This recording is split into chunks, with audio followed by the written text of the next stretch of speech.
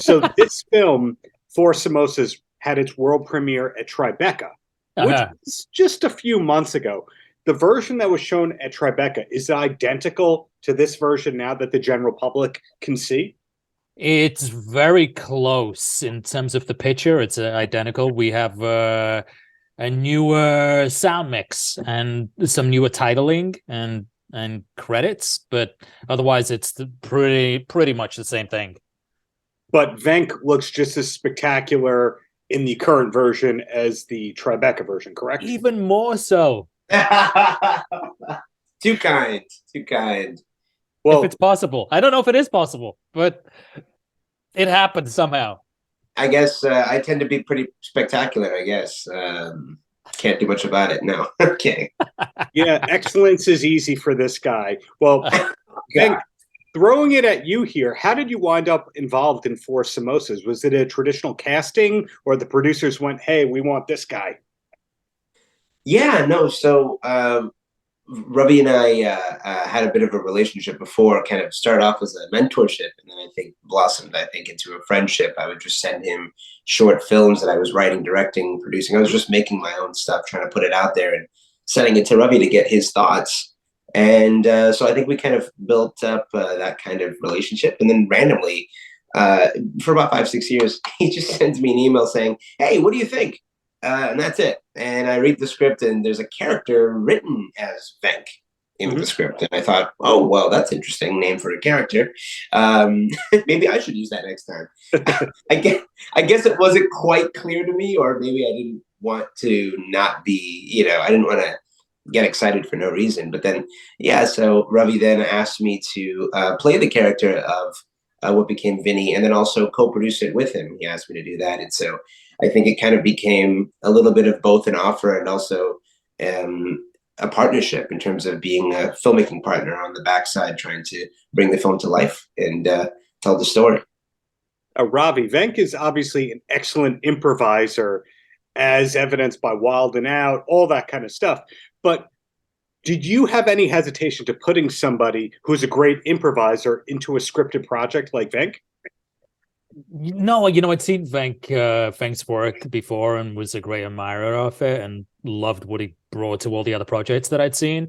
And honestly, Venk was he was on script for most of it. There were definitely some moments where he improvised, but he was pretty much on script. Current Sony, on the other hand, was the big improviser in the film, and he would often give us an amazing button at the end of a scene. But Venk's, he's, as well as being able to do that kind of hip hop improvisation that he did with Wild and Out, he's just also a pro as an actor as well. He knows how to make what's on the page come alive and feel like it's the first time. Darren, who you just mentioned, I interviewed him early into the pandemic when he was promoting 7 Days, which was another film festival favorite here. So Four Samosas is too many filmmakers involved. Would you say too many creative people? There are a lot of creative people involved. There are a lot of filmmakers who were involved.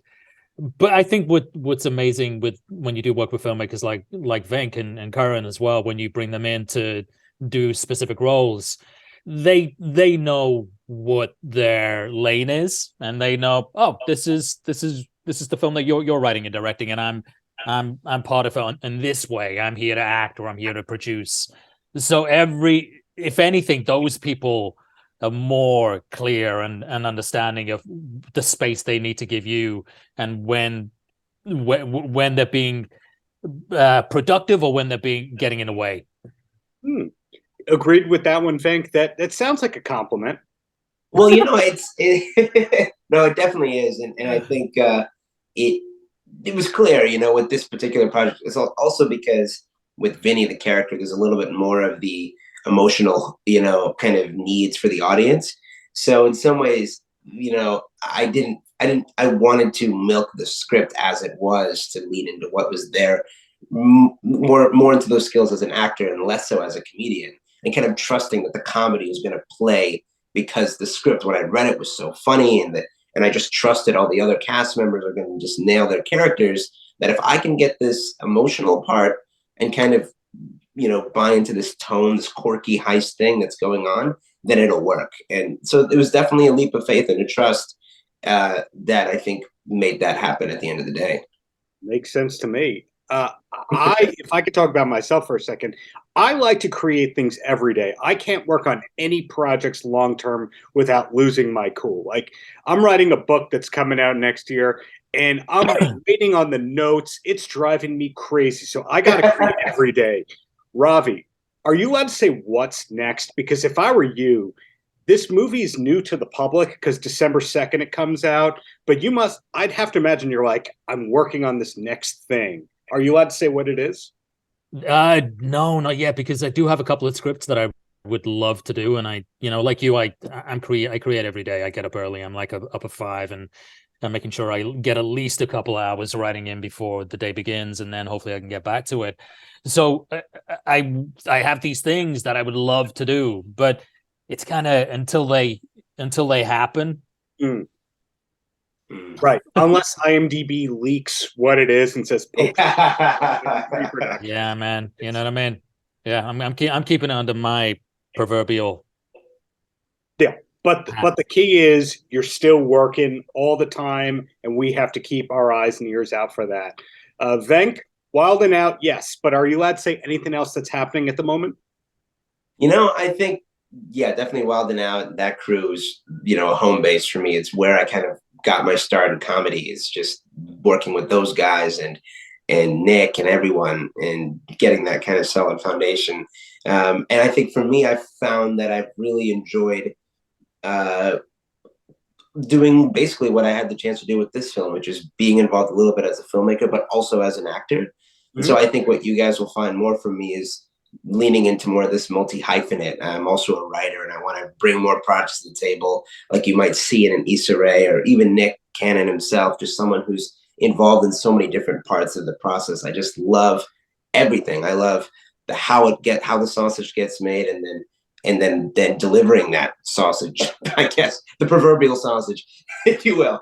And sausage is just not coming out right. Is that the name of your production company, Proverbial Sausage? Proverbial Sausage.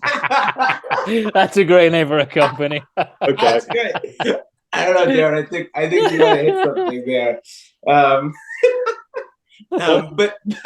But yes, Proverbial Sausage Presents will be kind of more of this kind of stuff to come. Either way, I think what I'm picking up here is you're both rightfully proud of Four Samosas. It was critically acclaimed, but it's on path to be commercially successful as well. December 2nd. You both have more coming soon as creative forces behind the camera, and I'm looking forward to all that. Anything we've missed here? No, except go check out Four Samosas. It's a film that we think is for everyone, even though it's set in the South Asian Little India community of Los Angeles. It's a heist movie. It's a love story. It's a film for the masses. And I think, just leading into the music of this, with just the fact that there is an element of rap involved. It's not a rap movie per se, but there is that. So I think there's a lot to look forward in terms of the music and the performances, obviously, that I think hopefully, stay tuned for that, and you should get a kick out of it. Yeah. Great. Thank you, gentlemen. Samosas and sausages. That's all I'm going to say. That's the next film. What more do you need? Samosas and sausages.